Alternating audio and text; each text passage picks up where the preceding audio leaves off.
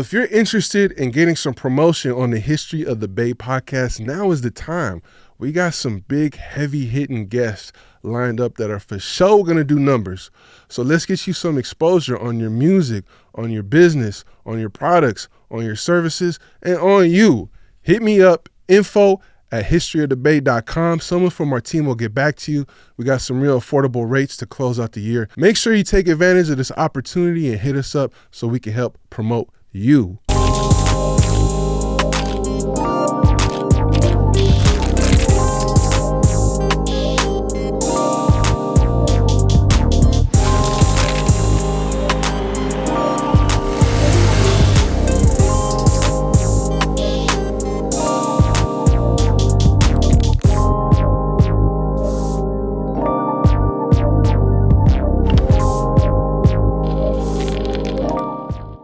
What up, everybody? This is Dregs One. Welcome to a very special episode of the History of the Bay podcast, recorded right here at Empire Studios in San Francisco. Shout out to my guy Eric behind the camera lens, getting this right. And today, we got a legendary guest, the East Bay gangster, cooling on the corner with the cellular phone. The one and only. So many aliases, man. Bossellini. Fetty or is it Fetty Bossellini? I can't even keep track. Bossellini, Fetty Shiz, Nilty, Spiceberg, Slim, Soprano, Montana, Myers. You know, that's the full name. Okay. Spiceberg Slim. You might know him as Spice motherfucking One. What up, bro? Man, nothing, just recouping from last night. You already know. Oh yeah, we did it big yesterday, man. History of the Bay Day. You rocked the show. You rocked the panel. Yeah, hey, we had fun up there. You know, that's what you do. You get up there and you had your own party and shit. It was kind of funny. We had a little technical difficulty at the beginning. Yeah. They almost made you a member of the Trunk Boys last night. I was like, hey, that's just slap, but that's not me. It's not me. Nah, but it was dope, bro. You tore it down. Appreciate you coming through and doing your thing. For sure.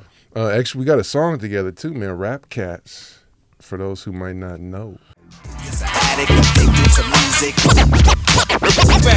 I was cooling on the corner with the cellular phone, before a nigga was famous, before a nigga was known, I used to listen to NWA and DOC. Boys in the Hood, nigga Easy-E. Rap Cats, yeah. Yeah, brother. So it's been a long time coming to get it in with you on the podcast. Well, hey, man, you know, it's about that time, you know what I'm saying? Yeah, some might even say long overdue. I got to get up here and tie their shoes one time, you know. Let's lace them up, man. Let's lace them up. And I always go back to the beginning, man. And in a sense, you're kind of unique because a lot of people probably to this day think you're from Oakland, but you're actually from Hayward, or at least that's where you represent. Yeah, you know. I mean, it's like, well, you know, you ever see Boys in the Hood? Of course. Okay, you know how Trey's daddy used to come get him and he'd go to his house? Yep. Well, my dad stayed on 82nd and Bancroft. And, you know, he'd come pick me up in that same orange bug. I swear to God. For real? The Furious Bug. Styles orange bug? Yep, orange bug, convertible black top. He'd come pick me up in that orange bug, and when I would act up or something, moms would be like, "Come get your son." He'd come get me, and he'd drop me back over to 82nd and Bancroft, which wasn't no better. I get outside and start playing with the homies. He'd try to make me rake up the leaves, just like this. It was crazy watching Boys in the Hood. But you know, Lawrence Fishburne. My father, like, that's how Pops used to act, rest in peace. Like, yeah. Straight up. Yeah. That was him. Yeah, to keep it real, my Pops was very similar as well. Yeah. Deep dude. Nothing to play with. Nope, not at all. Well, the thing about, like, Hayward is, like, it's really just a hop, skip, and a jump away from Oakland. Like, well, yeah. You just head down that 880 right there, that 580, that 880. I mean, we could ride our bikes from Hayward to Oakland. We just have to go through San Leandro and San Lorenzo, and that's like, I'm saying, like, two snap of the finger, he passed both of them. Yeah. So, you know, we'd get there. We'd just drive drive all the way down the street. Like, it's all connected. I think there's a foothill connected to East 14th or something. We just drive on the bikes. Right. And go down from 105th all the way down, you know. So it's really it's like it's very like, would you say it's a similar culture to Oakland, or does Hayward have its own twist? I think Hayward, you know, is a little more diverse as far as culture. You know, we got Filipinos, Mexicans, blacks, whites, all in that one little area. You know what I'm saying? Tongans. We got Samoans. You know, and all of the you know, on the west side and South Hayward, the Cahill, Palmacia, where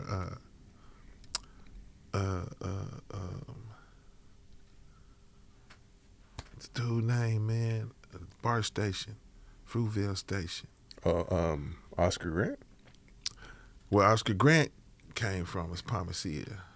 Yeah. Cause wasn't Like he from Hayward? Yeah. Yeah, that's right. And that's where we grew up at, in Palmacia, and condos in that area in West Hayward. That's where I came from.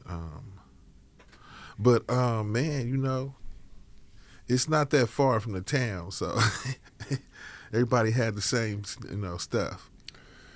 Something I was curious to ask about is, like, you know, if you listen to your music, it's like a lot of, like, obviously street tales. It's a lot of like gangster stories. Right. I think you're one of the people that is pretty clear, if you listen to your music, you're drawing on real life experience. And I'm from San Francisco, so I know the turf politics in the city to a degree. I know Oakland as well, but Hayward is like a small suburb almost. Yeah. So what was like, were there like turf wars in Hayward? Yeah, you know, I mean, you got the condos, you got Palmacia, and you even had Union City over there, Solar Circle Boys. You had Cahill, you had DGF. You had a lot of different little cliques out there, you know. And you know, we kept in to ourselves. We wasn't getting in beef with no other cities or nothing like that, but Union City and Hayward kind of was like clashing. But in the end, we all came out and got to rocking, you know what I'm saying? A few of them even joined the 187 Fact, you know what I'm saying? We just got to rocking together, you know what I'm saying? I see my guy out there. The boss. Yeah. Wow. The boss, man. The CEO Ghazi, and shout out to Ghazi in the house. Yeah, I was tripping. The Ghazi out there, man. That's my guy. We're running back another Mojo Labs History of the Bay hoodie drop, this time for Cyber Monday. Limited pre-orders only are going to be available at these two new hoodie drops that we haven't done before, and you know the deal. Once these sell out, that's it. They're gone. You're never going to see them again. Cyber Monday 24-hour discount sale. After that, they go back to regular price until they sell out. They're going to be available December 1st at 12 p.m. You can get early access by signing up for the Mojo Labs VIP list. Check out the link in the description and make sure you get yours before they're gone. These are high quality fabrics. But yeah, man, you know, it was deep, you know. You had to. It was like hand on hand. You had to fight your way up out the house party out there, just like you have to fight your way up out the house party anywhere else. Sometime, you know. I considered it gangster rap. Because we'd go to the party and grab the mic, and I'll start rapping about the niggas right there that I'm trying to get down with. You know what I'm saying? Like, you know, it wasn't no, you know. We used to say we want the mob, you know. Like I mean, I'm talking about like man, 3rd, 4th grade, bruh. We scrapping mob, you know. We'd go in the back and get down just because, to get down, like just to see who was gonna win the fight. Just, you know what I'm saying? So I mean, it was a lot of hand-on-hand combat out there. I mean, I got stab wounds and all kind of shit. You know what I'm saying? So I mean, it wasn't, you know, I got hit in the side of the head with some damn sticks and all kind of shit, and stab wounds in my hand. You know, so it was hand-on-hand combat. You know, I mean, at the same time, you know, you that's this back in the day. You know, in the 80s and shit, 86, 87, all of that shit. You know, I'm a teen, so you know. We had to deal with a few shotguns or whatever, you know. If we didn't have them, we had to get up out and cross the freeway. Shit, I remember crossing the freeway in the rain, running from gunshots, running from shotguns. You know, I mean, Hayward was, you know, its own little thing. You know, you even had A Street, you know, Cherryland, and Tyrell, and the storefront, and, you know. And, you know, and it's crazy because I always say, and I'll be joking, I'm like, you know, that was a nice area before we got here. They end up having to put a church and a police station right there on Tyrell. So, I mean, like, yeah, we was kind of acting up over there, you know what I'm saying? That's where I was actually discovered at. That's where Georgette Willis came over there and, you know, asked me if I had a tape or a CD back in the day, and I gave it to her, and I ended up signing a triad and releasing one a 7 proof Let It Be Known through Triad Records. So it's no secret, like you were in the streets pretty heavy. What do you think it was in your background or your experience that like pushed you so much in that direction? And I just asked that because, like I said, your catalog is so like graphic.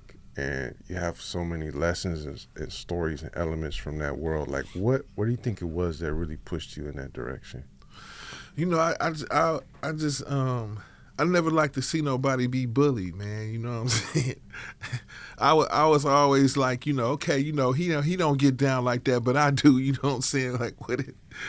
I just didn't like to see nobody get bullied, man. You know, and a lot of rage came up out of it. You know, I just didn't like suckers. You know, oh, buster ass niggas. You know what I'm saying? For nothing, oh, you just a buster for no reason. You know what I'm saying? Like these type of niggas, I just didn't like them. You know what I'm saying? And you know, especially if I see a big dude picking on a little dude, I didn't like that shit. You know what I'm saying? So you know, a lot of it came from that. And I've seen a lot of my friends, you know, I had to take it for a lot of my friends sometime, and a lot of it came from that, but, you know.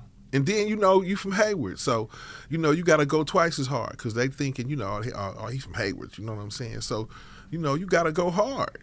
You can't, you know, come out there and like, oh, I'm from Hayward, and you got to, and you showing some, you know, the sucker side or something, you know what I'm saying? Nah, hell nah. You know, I'm just glad I didn't. Sometimes, you know, I make a statement. You know what I'm saying? You know, for some stripes or something. Just, you know, knock a nigga down. You know what I'm saying? Nigga, this for Hayward. Nigga, this for the stack. It is what it is. You know what I'm saying? But like I said last night, sometimes, you know, you got a choice. You got to make that choice, man. You know. Everybody do. You know, everybody that's watching probably had to make that choice, or, you know, you will have to make this choice in the future if you plan on succeeding or you know, excelling. The choice is to, you know, you want to be a criminal or you want to do your music. Like, it's one of the two, you know. Yeah, yeah, it's real life. You can floss, you know, you can rock the jewels, but, you know, all of this come with a price. You know what I'm saying? I'm on one side of the game. You know, you know, we snatching niggas out the cars. You know, give me this, give me that. You know what I'm saying?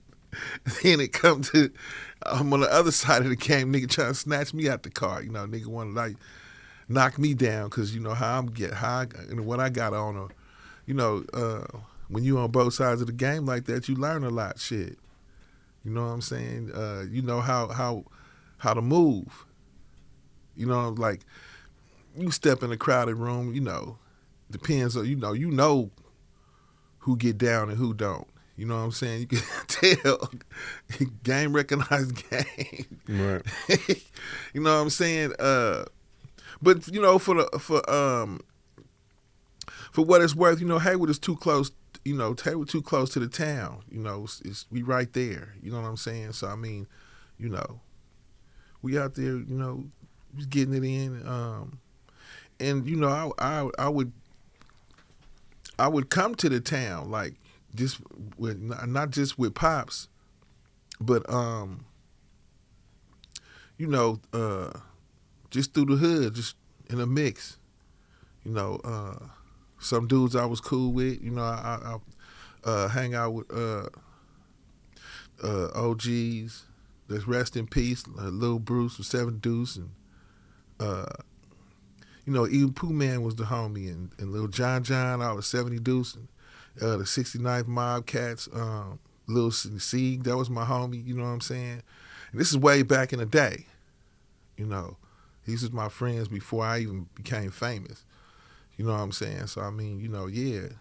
You know, June from 23rd from the Twomps, all the Momos. You know, that's what City Streets was about. Like I had a song called City Streets, and I was talking about 23rd. Hook the left on 23rd and see my homeboy June. You know, I wrote that in high school. You know, rocking with my guys rocking with the Momos in the Twomps, even in high school. Well, that's interesting because like as I hear you telling this stuff, it's like it sounds like the rap shit is right next to the street shit. It's kind of like the same.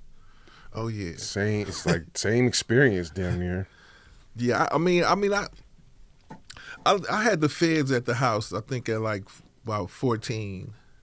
You had the feds at your house at 14 years old.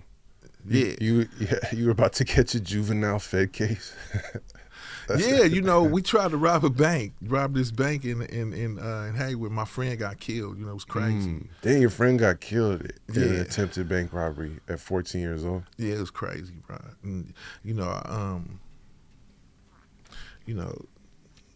my unc lived out here. You know, he was a boss. You know, and he was like one of them red niggas, you know what I'm saying? He's light skinned with the red lips and shit, just telling me, yeah, nigga, I done told you, nigga. Yeah, you know, he was like one of those. Like, leave that motherfucker alone, dude. Or to the old school, talk like, yeah, nigga, I done told you one time, nigga, don't make me tell you again. You know, it was Uncle Luther, you know what I'm saying? And so, you know, I guess he had heard what happened, and you know, he owned it was a donut shop, a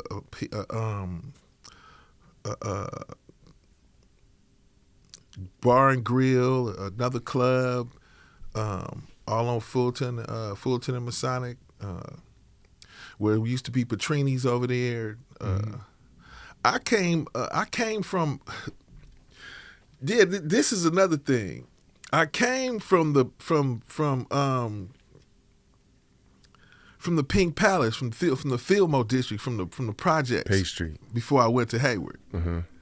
Like all my people out here in Okay. Fillmore, Forte, all my people. You know what I'm saying? All my people from Fillmore, Sunnydale, all that. You know, I used to stay on Fulton and Masonic on top of the little donut shop or whatever it is now, on the corner right there across the street from Patrini's. That's where I used to live at. You know, that was when I was a kid before I went to Hayward. So. You know, my whole mentality, you know, because before that I was in the Pink Palace. You know, I'm talking pissy elevators and rats and roaches and shit. You know what the Pink Palace was. You know what I'm saying? Yeah, that's Pay Street. Yeah, Mm-hmm. I was there. You know, Unc just had us. And he was like, "Nah, I don't want y'all living over there. Y'all take y'all motherfucking ass over here. You know, y'all live on top of here. You on top of the donut shop. You know, I guess he had love for us and shit. You know." But when we tried to rob the bank, my homie got killed. You know, he came out there, got the lawyers and shit. He got killed by the police or the guard? Or? Police. Damn. Yeah. And his name was Marcus Rainey. You can look it up. It's official. Like, it's crazy. You know, shout out to Rest in Peace. You know, shout out to his family and everything. You know, Mom actually sued the police department and won. It was crazy. Wow. But you know, I went back to school after that, and they was like, you know, the bank robbery. Yeah. That's different for a 14-year-old. You know, a lot of people didn't want to hang around with me no more. Yeah, so you're pretty wild. Too Short started coming to get me. Short started coming to get me to school, and I didn't. You know, I wasn't going to Tyrell no more. I go to the studio. I wanted to ask, was there any rapper? We didn't talk about this on the panel. We should have yesterday. Was there any rapper in Hayward before you? Like on wax, on record? Not that I know of. Okay. Like I was putting it down. I was looking all over for anybody. Yeah. The whole time. I was out there like, oh, you rather me what you got. You know what I'm saying? So, you know, it got like that. Well, he got around. Actually, okay, Tamara from the Dangerous Crew, Tamara and Juanita, you know, that's enticing Barbie. So I'm walking and I see Tamara one day, you know, and I think, you know, I was like, the homies was like, you know, I bet you won't go over there and talk to her, you know what I'm saying? This is how I met her. And I was like, shit. I said, nigga, shut up. I'm finna go holler at her. So I go over there and holler at her. And I'm like, you know, hey, what's up? And she was like, hey. And I said,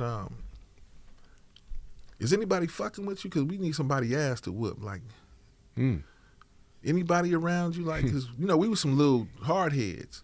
We just looking for somebody to knock, to get down on. You know what I'm saying? And she was like, no, I'm good. You know, y'all crazy. You know what I'm saying? I'm like, nah, we... For real, though, you know what I'm saying? Like, anybody, you just point them out. Because we like 13 deep over here and we bored.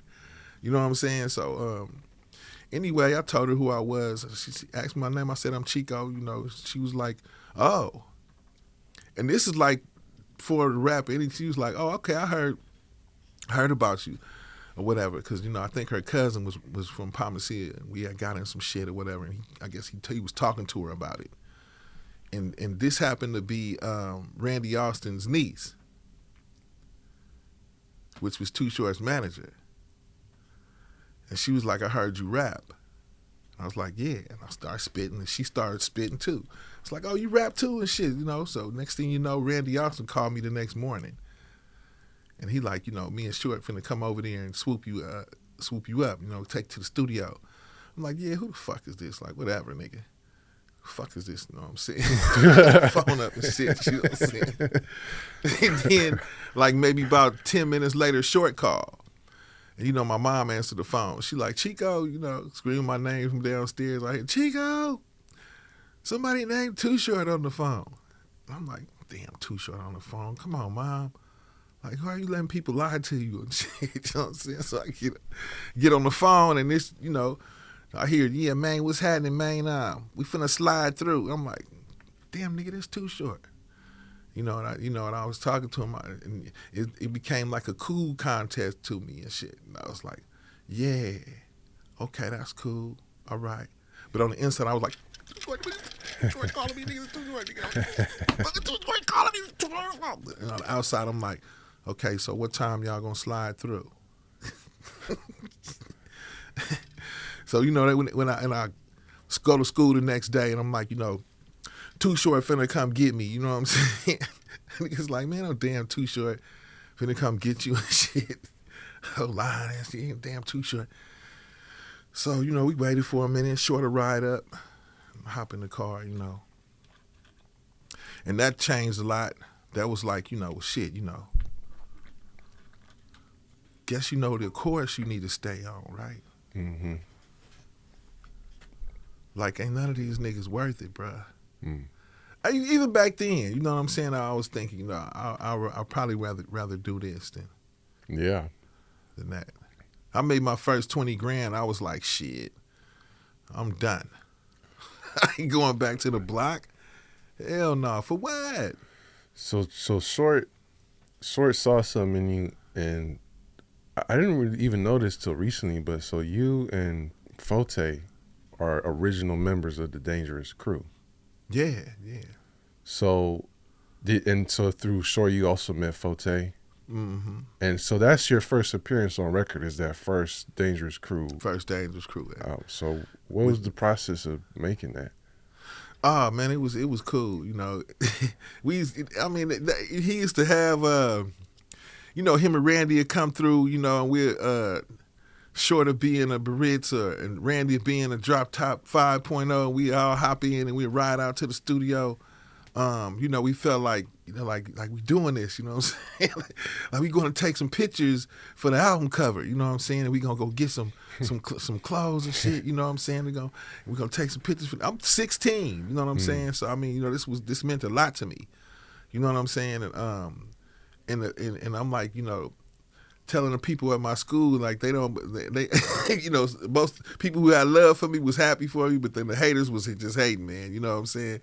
And I come back to school with my record, pass out my record or whatever. And even when I went out of town to Houston, I started passing out the Dangerous Crew album, and then everybody was like, "Oh, he rapped with Too Short," and it was crazy because even Master P used to come pick me up. And we'll be riding around, and he'll be like, "You rap with Too Short, nigga." He'll look over to me over his shoulder while he's driving. You know what I'm saying? He'll be like, "You rap with Too Short, little nigga. You rap with Too Short."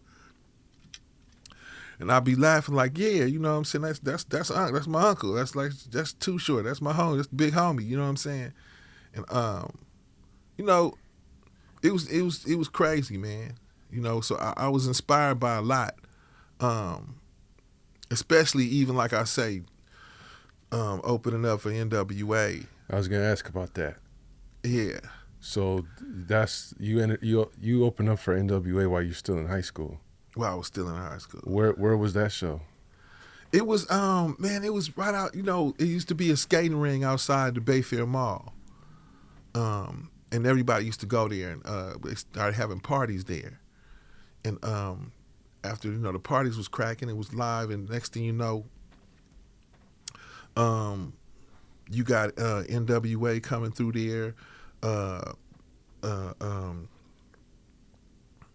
Everlasting Bass, Rodney O and Joe Cooley coming through there, doing shows, and so I actually opened up for both of those shows when they came out to. They was in San Leandro, like at the skating ring at Bayfair Mall. And I had the flyer, I walked back to school with the flyer, I was MC Spice back then, I'm MC Spice, and I'm going to do a show with Eazy-E. And it's pretty sick, bro. Yeah. Did you get to meet them? Yeah, hell yeah. What was Eazy-E like? They was cool, Did they show you love? Like, oh, you got it. Like, yeah, we was all backstage, and I was looking at everybody. I was looking at Dre Cube. I was looking at NWA. You know what I'm saying? I was backstage, and I was about 16, and I don't know how old they were back then. You know what I'm saying? But I know it was 86, and 86, the year that Boys in the Hood. Wow. So this is the out. beginning of NWA, basically, damn near. This was the beginning. Boys in the Hood, the first song, that's what his They were touring off of that single. Yeah, they was touring off that. Wow. And I opened up for them when they came out here. And that was an experience for me because nobody wanted to see me. They didn't know who the fuck I was. They wanted to see NWA, They was talking shit until I got the microphone and started snapping on their ass. Mm-hmm. Then they understood. By the time I walked off the stage, the motherfuckers who was hating on me had love for me. You know what I'm saying? I walked off the stage with motherfuckers knowing what it is. You know what I'm saying? So, and I was fired up.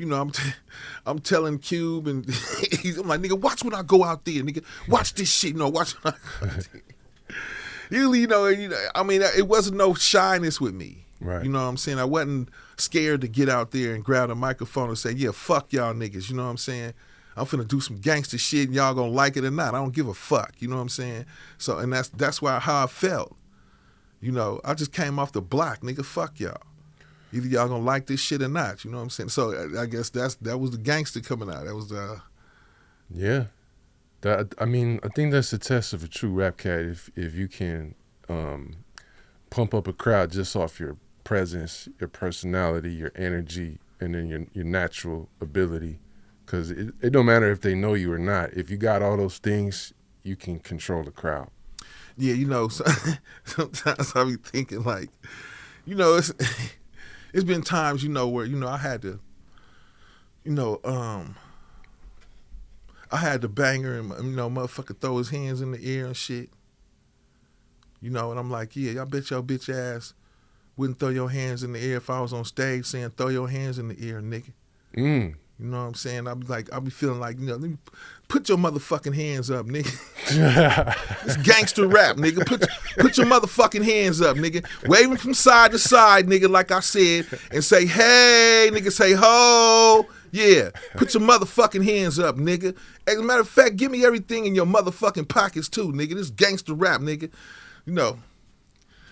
But you know. I mean, that's the energy of the music. So, you know, the performance got to match. You know, the crowd, when I say throw your hands in the air, they, you know, some of them do it, some of them don't. Yeah. I be thinking like, yeah, nigga, y'all bet you if I had that banger, you put your motherfucking hands up, nigga. Oh, my God. What if I just pulled it out and said, nigga, I said put your motherfucking hands up. This gangster rap, put your motherfucking hands up. Everybody. Y'all better watch it. When I say put your when Spice One say put your motherfucking hands up and wave them in the air, nigga, put your motherfucking hands up, wave them in the air. I'm trying to be gangster and shit, nigga. I'm the gangster, nigga, on the stage. You know what I'm saying? Put your motherfucking hands up, wave them in the air, nigga. We here to party. That sounds like a party to me, bro. Hey, that made me think of something. The NWA thing. Have you ever worked with Dr. Dre? No, I would have loved to though. Definitely. Okay. I'd love to work with Dr. Dre. Him and DOC. DOC is one of my favorite, if not my favorite artist of all time, man. You know. Kind of surprised. What about Cube? Him and Cube. You never worked with either of them? No. It's kind of Me and Cube never worked together. Yeah. We need to though. Yeah. All right. So from Dangerous Crew and Too Short, does that lead you to Ant Banks in your first solo project? Yeah. Well, he used to rock with Terry T. He had a rap artist, Terry T, and it was Terry T and Ant Banks, and they had an album out at the same time we did the Dangerous Crew album. So it was because Terry T went to Hayward High with me. Ant Banks was in Oakland. I don't know what school he was going to, but we was all in high school still, you know. Oh, Ant Banks was too. Same back age. When we actually encountered, like when I actually found out who he was, or you know, because they had the Terry T and Ant Banks. But Short had Banks for a minute. Next thing you know,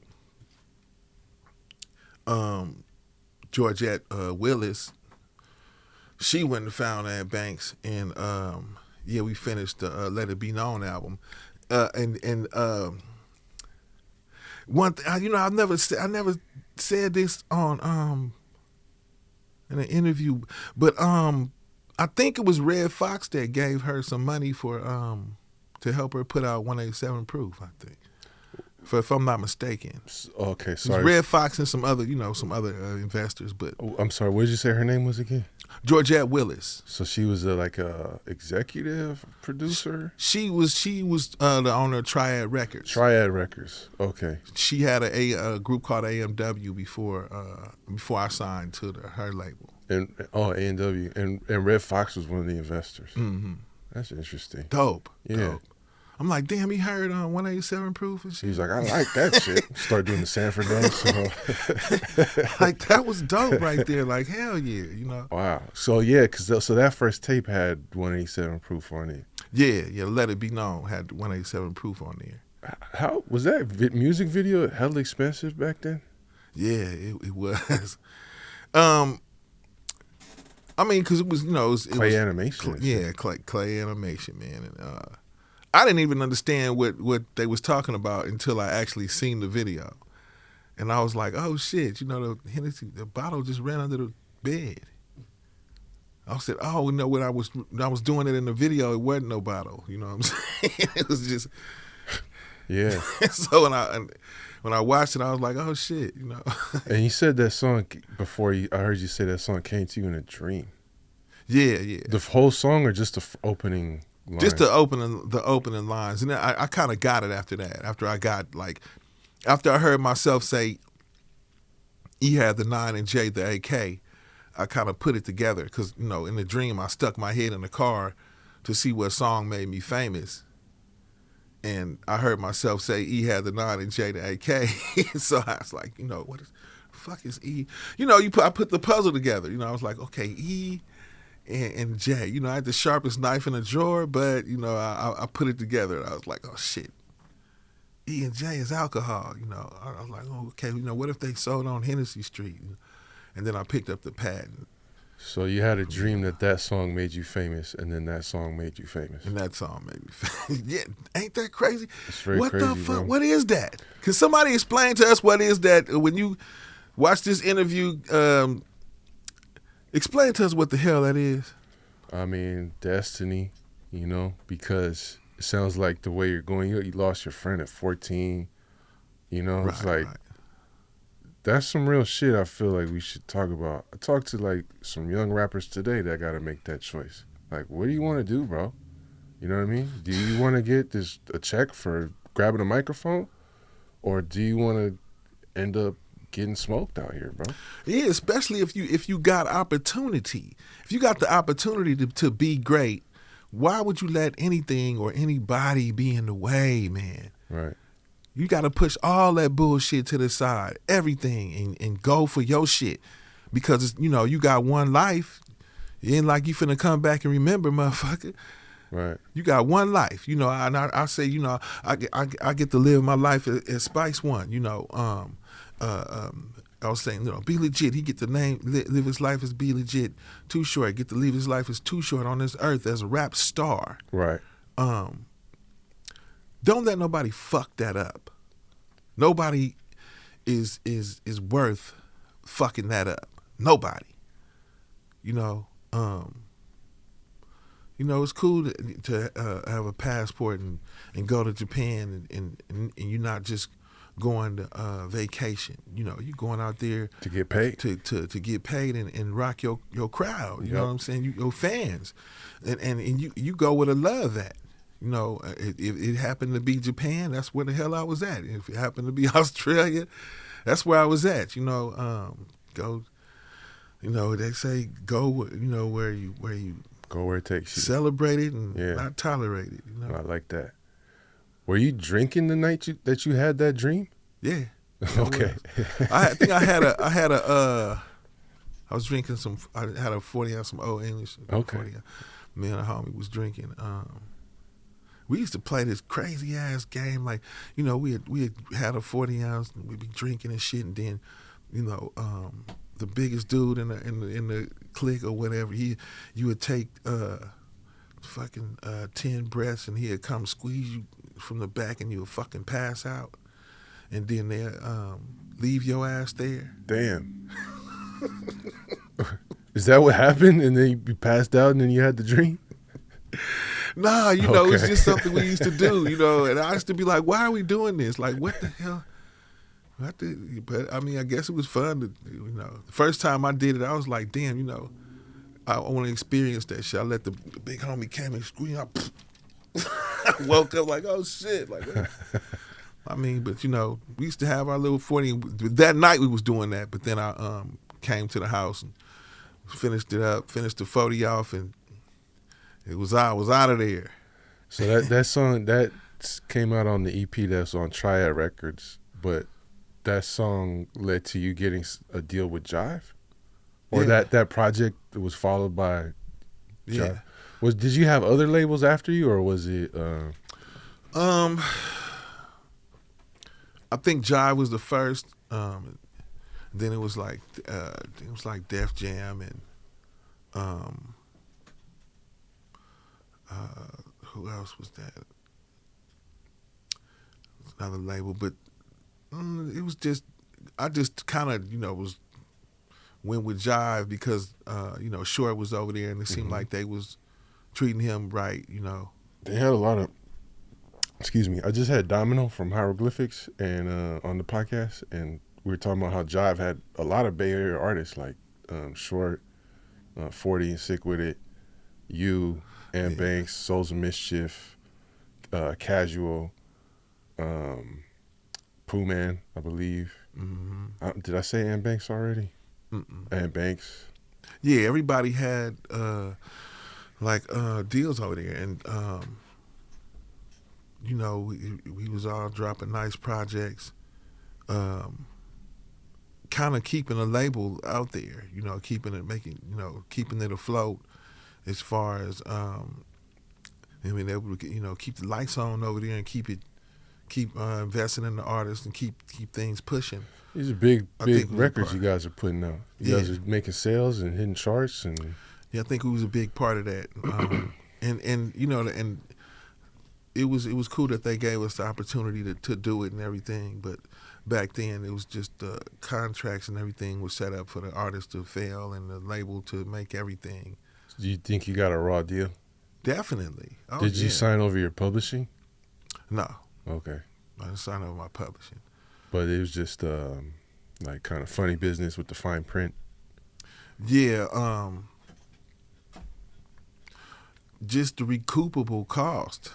Just how much they say they spent and then how much they have to recoup for you to even make any money is ridiculous. I see them make 12 million, and I do the math, and I'm like, damn, I can't even get $1 million. Can I just get half a million? Like, I didn't get none of that. I might have got 40 grand off, off the top, and I didn't see none of that they made in the back. So even though you're on a major label, you're like hood rich, basically. Right. Well, I ain't balling well off millionaire or nothing like that, but I'm straight. You got a job, basically. Yeah, I ain't hurting and shit like that, Were you still in the streets? Did you have one foot in the streets still? Well, I mean, sometimes, you had to get down,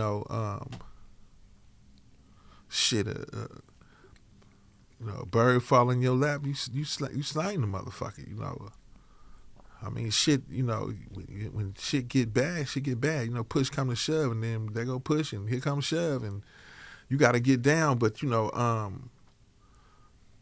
something always told me, like, you rap better than you do all that shit. Like, man, that's deep. You can hustle this rap game better than you can hustle anything. Like, that's deep. This is what you do. Like, you go out and you hustle this game. Like, I knew even way back in the day when I got to a city, I'd be like, I'll be with a female in a different city, and I'll be like, hey, she'd be like, where you want to go? I said, take me to the hood.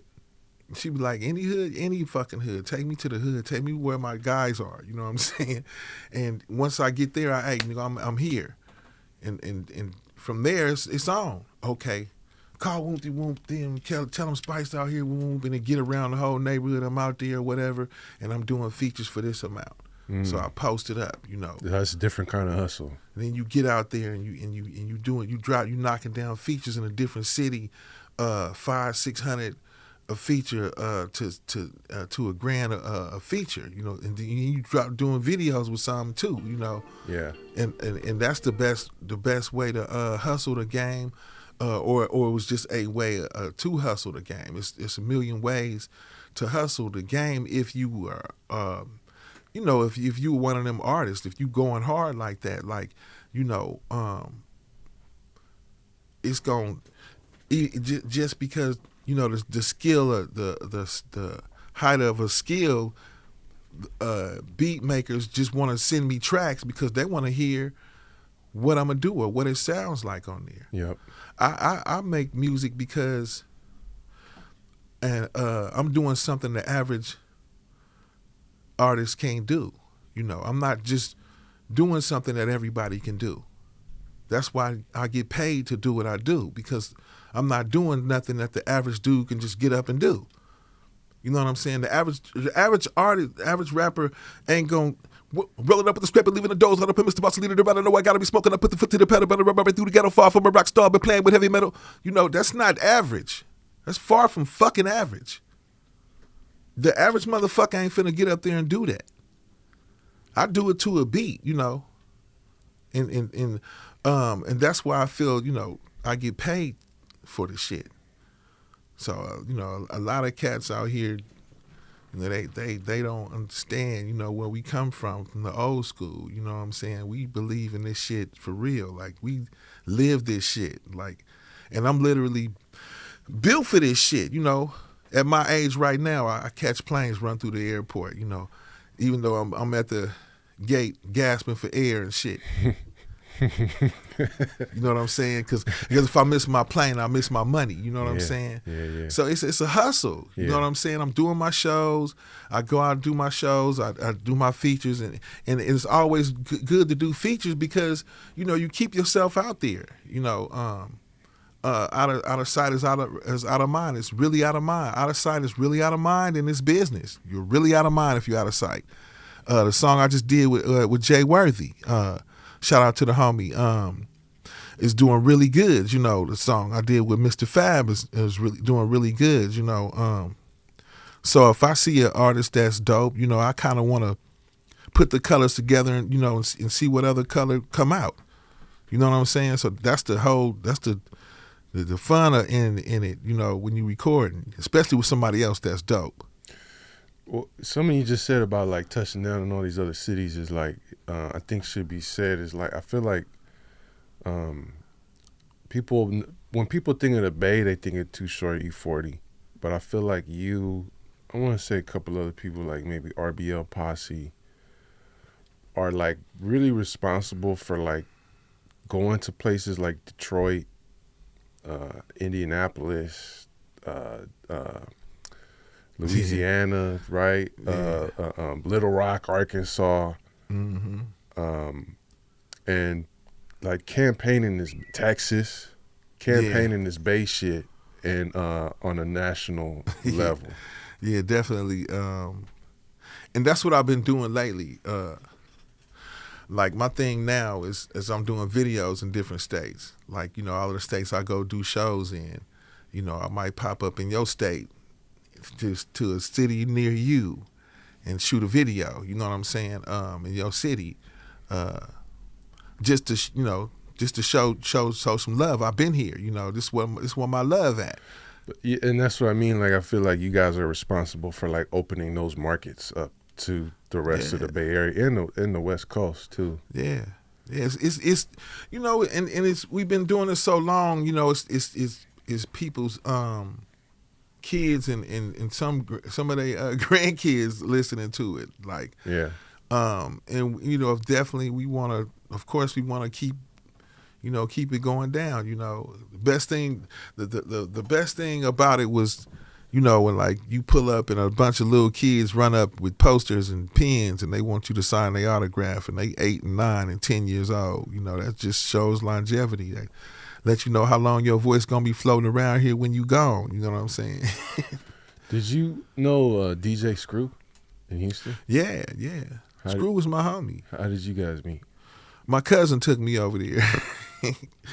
I got cousins all through Houston. Scarface is my cousin. Scarface is your cousin, bro? Yes. I got cousins all through Houston, man. Me and Scarface found out we was cousins. What? At Draped Up, Dripped Out video. This is after you guys had known each other. Yeah. This was after the Source album cover and all of that.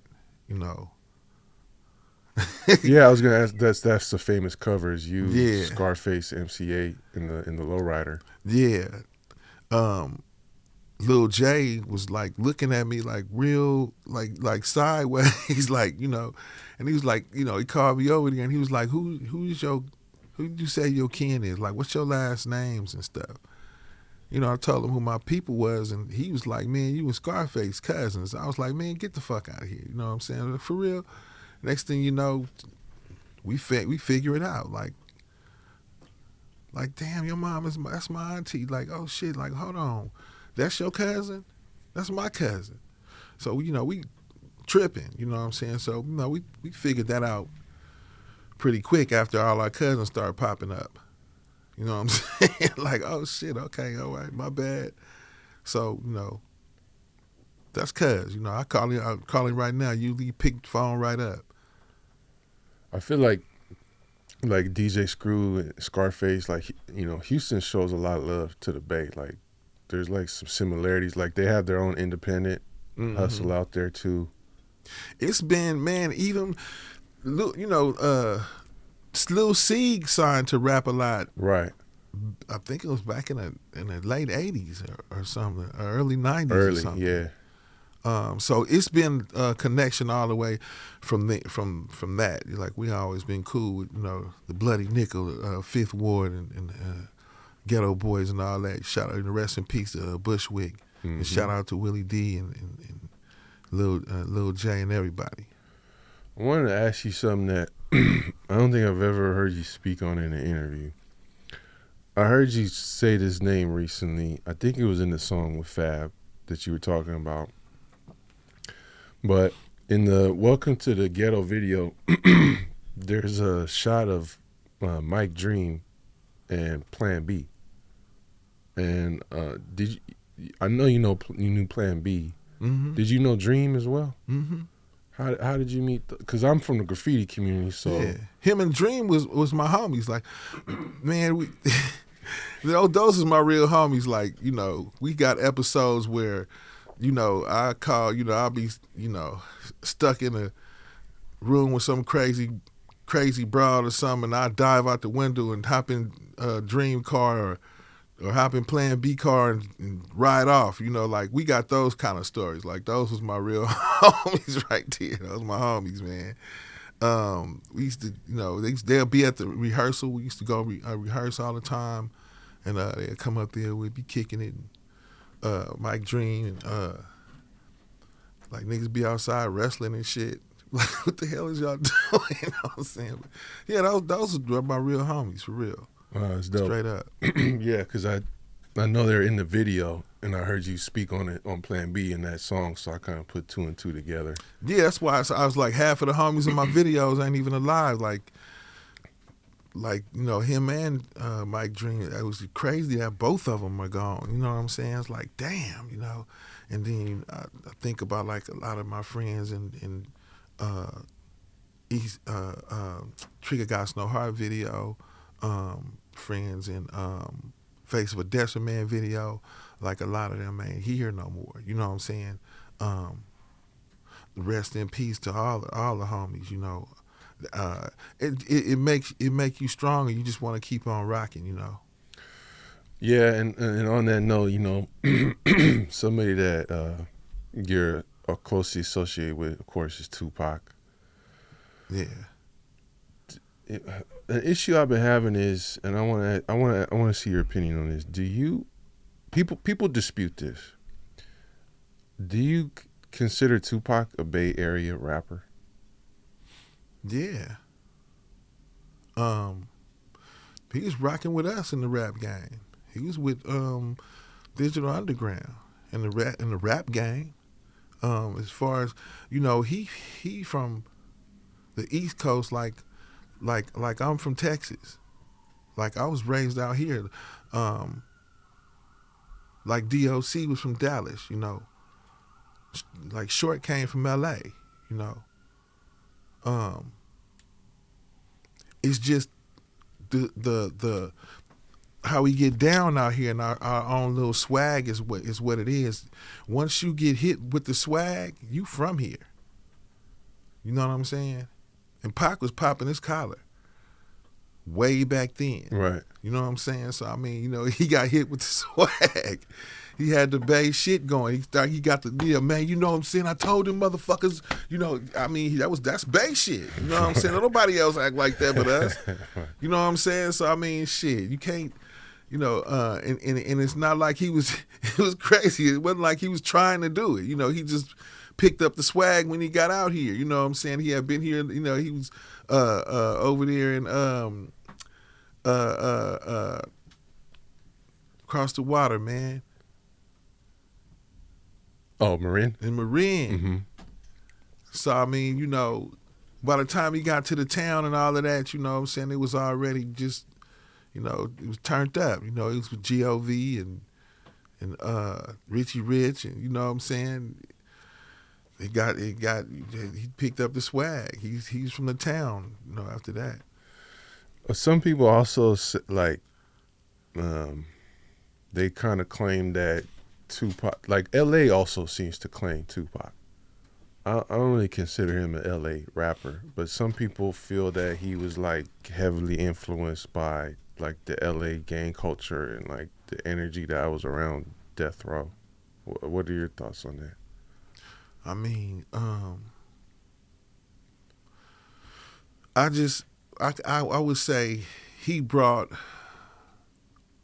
the bass swag to Death Row, and he was like, you know, just because he was around Suge like that, he was, you know, they considered him a blood, you know what I'm saying? But, you know, you gonna rock with who you with when you from the Bay. It don't matter if they Crip or blood. If I'm with some Crips, I'm rocking with them. We came here together. We leaving together, my guy. You know what I'm saying? If I'm with some Bloods, then we came in together, we leaving together, my guy. You know what I'm saying? So, I mean, you know, it just could have went both ways, but, you know, that whole demeanor is Bay shit. You know, I ain't neither one. I'm just gonna rock with who I'm with. We getting money together, I'm rocking with y'all. Let's go, you know. After you get shot, you become a whole different motherfucker anyway. Mm-hmm. You know, some can even go crazy. You know, you get the accusing motherfuckers who didn't have nothing to do with it, thinking they did it. You know, and you get the popping at motherfuckers who didn't have nothing to do with it. You know what I'm saying? So I mean, you get crazy. You know, he shot me. No, he shot me. Or who shot? Pow. You know. So the first thing you want to do is go shoot somebody else when you get shot. You know what I'm saying? So I mean, you know. I don't think he was trying to be no blood or nothing like that. It's the circumstances and consequences of the game had him acting the way he was acting naturally. Did you ever meet Biggie? Nah, I never got a chance to meet Biggie. I just him and Pac started beefing before I even got a chance to meet him. But I seen one interview where he was kind of, you know, it was after him and Pac was beefing, and he was like, you know, he didn't fuck with me or he was 40. rating all the rappers. Yeah, he kind of shitted on you and 40. Yeah, but I got an interview before him and Pac was beefing, and they asked him who his favorite rapper was on the West Coast, and he said Spice One. And he said Trigger Got No Heart was his favorite.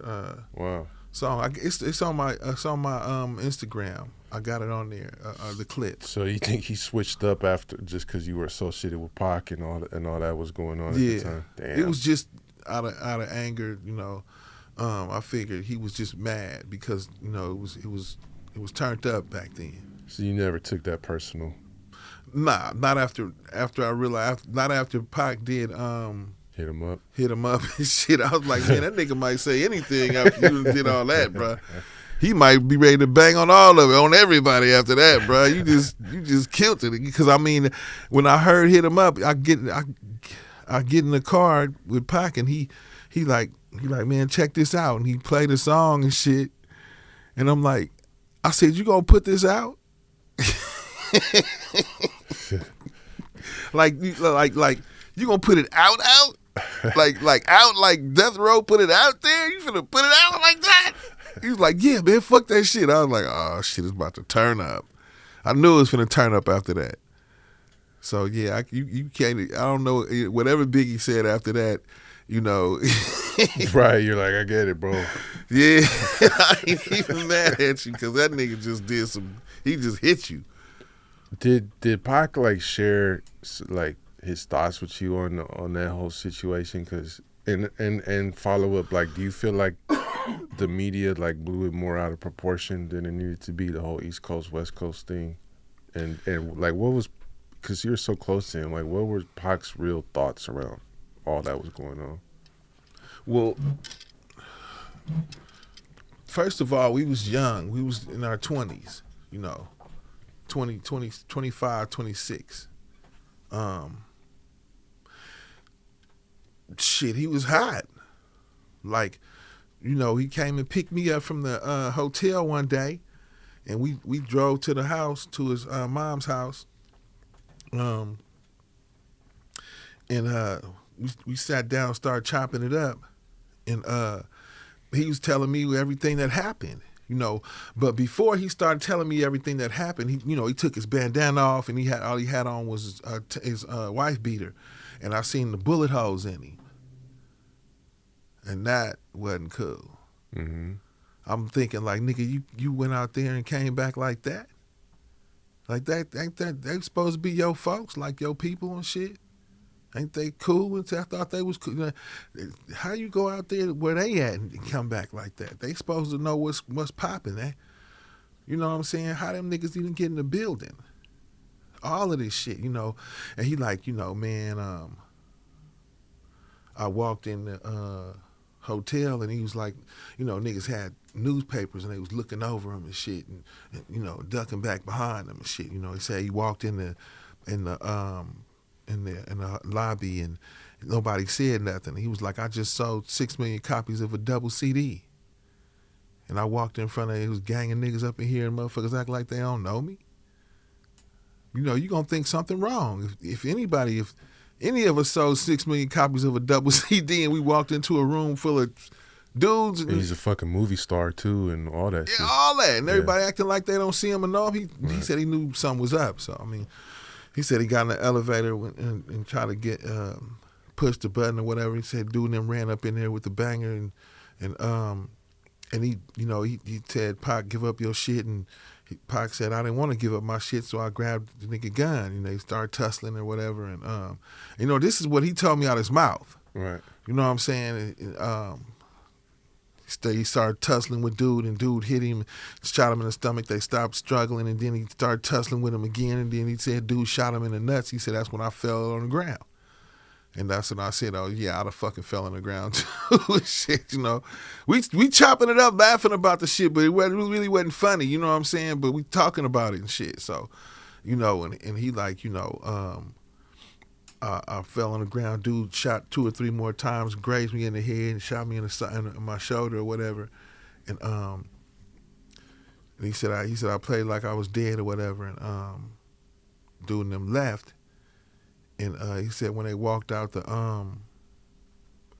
elevator, he literally said this. He said, man, I rolled over and I grabbed the swishers and I grabbed the weed and I started rolling up a blunt. And I was like, what the fuck you mean you start rolling up a blunt? Like, what do you mean? He said, I want to die high. Man. So I'm like, oh shit, okay, well that makes sense, you know what I'm saying? Fucking die high, nigga, let's die high, shit, fucking. So, he said he got to the top of the elevator and, in them studios, when you open the elevator, you right there, it ain't no hallway or no shit like that. And he said, he said they was looking at him like he was a ghost, the looks that they was giving me. He said he heard somebody say, I thought y'all said y'all wasn't going to do nothing. That was the studio that Biggie was in at the time? He said he heard somebody say, I thought y'all said y'all wasn't going to do nothing. This is what he tell me. He said he heard somebody say, I thought y'all said y'all wasn't going to do nothing. So after to a shot motherfucker, yeah. He's about to go crazy after that. Crazy. Who wouldn't go crazy? Like, you be mad as hell, man. Nigga shot me, nigga talking about the nigga, hold on. Wait, I know, you would be flipping out. So, yeah, he might have got a little out of hand after that and shit, Yeah. Y'all got to excuse my guy. He had got shot 5 times. He was a little pissed off. So the nigga went a little crazy. It makes sense, man. And, but to what I was saying about the whole East Coast, West Coast thing being kind of blown out of proportion, one thing I'm really interested in is the One Nation project, where he started working with more East Coast artists like Boot Camp Click and Greg Nice. And Yeah. Did he talk to you about his vision for that? And he was going to start his own record label too, Machiavelli Records, I believe. He's going to leave Death Row. That's what We used to have whole discussions about that shit. So you were going to be part of that. Yeah. We have whole discussions about that, man. We'd be sitting in the car for 30, 40 minutes, an hour talking about that shit. You know, like who we was going to have on there and how we was going to have a little Thug Nation thing cracking, and we was going to start our own little shit, and, you know, I'm with it. You know what I'm saying? I'm with the Thug Nation shit. Like, let's rock this shit. You know what I'm saying?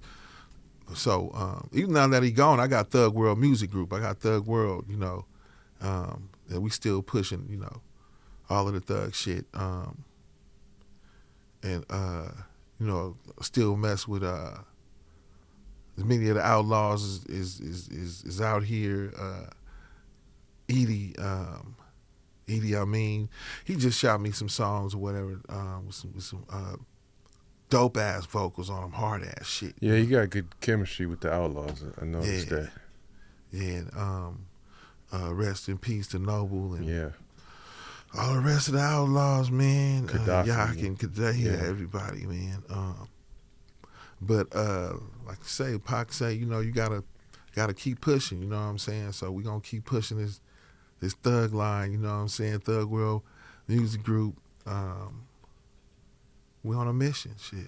Yeah, I feel like hip hop, if not the world, really would have been totally different if Tupac was still around, bro.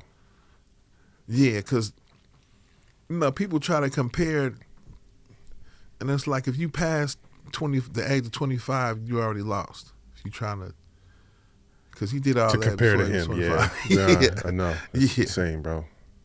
Yeah, it's like a once in a lifetime type of person. Yeah. I want to ask about another person. I never really heard you speak on this, but you got a song together with Mac Dre. Yeah. It's a pretty dope song too. Yeah. Did you two have any type of friendship? Yeah. Well, me and Mac Dre was hanging out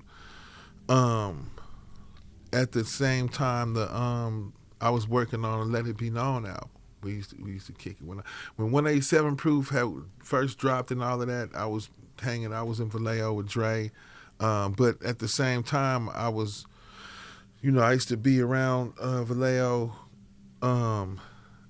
He'd be cop. I used to cop in Vallejo. I used to cop in Vallejo. I used to cop in EPA. You know, I'm a East Bay gangster, man. You know what I'm saying? So I cop in Vallejo. You know, and I was there when actually the Mac got killed. I was like around that. I was right there, like around there, Like around the scene of the homicide. And around that time. Wow.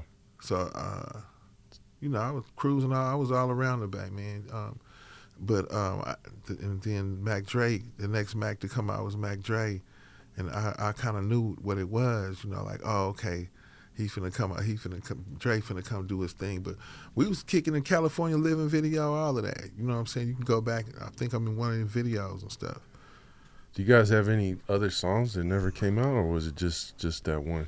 I think it was just that one because, you know, I was like wondering. I was like, dang, you know, Mac Dre balling, like he got paper, and then, you know, he went to the PN for the bank robberies and all of that and shit. And I was like, okay, well that's what was cracking. Then, you know, when he got out, I was like, man, why you didn't call me? You know, I would have been down with this shit. He was like, man, I didn't want to get you involved in none of that shit. I was like, damn, man, that sure would have been some good money. And then, you know, that's when we recorded the song, you know. That was after he got out, right? Yeah. We had a good laugh about the shit and kicked it and got twisted and recorded the song and shit. There's one song I gotta ask you about. It's like one of my personal favorites from your catalog. You got a lot of storytelling raps, like very vivid. Like that's kind of a rare skill. One of the craziest songs, bro, is "Runnin Out Da Crackhouse." Oh yeah, I just gotta ask, bro, what is the inspiration behind that story, man? It was kind of written after my homie Pat Chalk, rest in peace. I guess we was in there getting it in at the cooking and shit, and some niggas try to run up in there, you know what I'm saying, and I guess my guy got down on him real tough, you know what I'm saying, and we all came out the house or whatever, but the police came and they got at him, you know what I'm saying, and I was like, and then he sicked the dog on us and shit, but the dog attacked the homie and he ripped off his tattoo on his arm, bro. We was like, oh my God, man. All of it is inspired by real life traumas, shit. But he ripped the homie, that damn dog ripped off the homie tattoo, man. Yeah, that song is fucking crazy, bro. Cause I'm asking, cause I'm like 13 years old, like listening to this shit, like damn. So like that song is like, but for those who never heard it, go listen. But yeah, basically you guys getting into the incident inside the crack house, run out, police pull up, and sick a fucking dog on you, and you basically fight with the dog on the ground. Yeah. I don't remember the end, how that story ends, but I know it's crazy. But so a lot. So with me in jail. Oh, okay, that's right. That's we right. all ended up going to jail. Wow. So these stories are like all like obviously not like 100%, but it's based on actual. You're drawing from real life experience. Yeah, definitely. Like it's just. Sometimes I protect the names, change the names to protect the guilty. Yeah. Statute limitations. It's art, like some of these dudes today, they get up there and be like, I shot a nigga yesterday. He left him in the alley over there on 10th Street, right behind the, you know what I'm saying? Like okay, like confession rap. You can keep it real, but damn, you know what I'm saying? Like it's art, man. You gotta change the name or something, flip it up. You can't tell on yourself and shit. So I mean, man, it's certain ways. Like I said, it's art, y'all. You can't tell on yourself, bruh. Well, that's one thing I appreciate about your music, though. Is like nowadays the murder music is just that's all they show. It's a very glorified way, but your music is like the good, the bad, and the ugly. There's like a lesson. It's not just, there's some fly gangster shit, but it's also like you talk about the consequences and this is what happens after that. Right. Like, it ain't all cookies and cream, man. A lot of cats can't even sleep considering things that they did. They can't even look at themselves in a mirror. They hate themselves. They don't, over shit that they did or they had to do, or it's hard to live with certain shit, when you been through certain shit like that in the hood or just in general, so glorifying it, is to be like some fake shit, like right.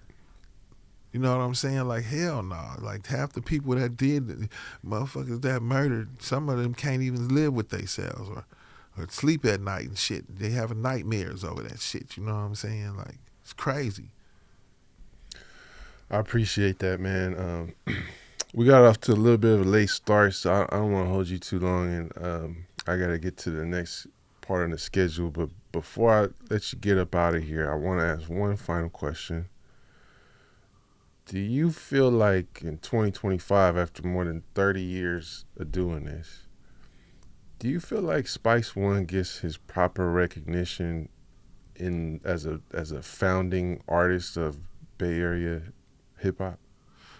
Hell no. Like, it's like there was Too Short, that got the major deal, and then there was Spice One that got the major deal.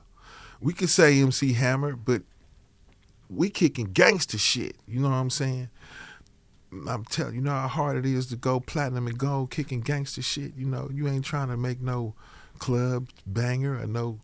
You just spitting some real shit. You know, you talking about Trigger Got No Heart, Strap on the Side. You know, these are my singles. You know what I'm saying?